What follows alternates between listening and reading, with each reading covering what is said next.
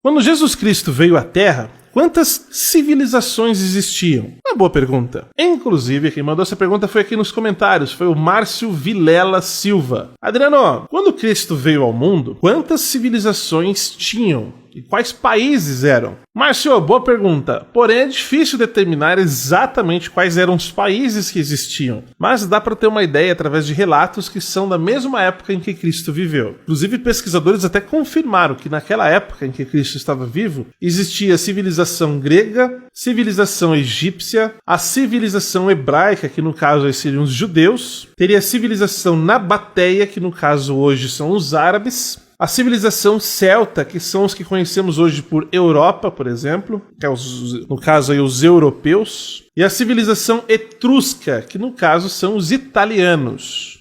Olha que interessante, os italianos eram considerados nações diferentes dos europeus, pelo menos naquela época. Inclusive, uma curiosidade bem interessante, na época de Cristo existia um governador que era da província romana e governava a Judéia, que era Pôncio Pilatos. E Pôncio Pilatos governou a Judéia do ano 26 ao ano 36 depois de Cristo. E olha que interessante, embora Pôncio Pilatos fosse romano, ele não era necessariamente italiano. Hoje você conhece Roma como a capital da Itália, mas na época de Cristo não era bem assim. A Itália não era como essa Itália que nós conhecemos hoje, que tem fronteira, que tem a sua capital Roma, nada disso. Roma era meio que uma nação, e a Itália era uma outra nação distinta. Então nem sempre os romanos eram considerados italianos. Essa Itália que nós conhecemos hoje, que tem a sua capital como Roma, foi estabelecida a partir do ano de 1861. Isso é interessante, hein? Nem eu sabia, aprendi na hora que eu pesquisei esse assunto aqui, gostei.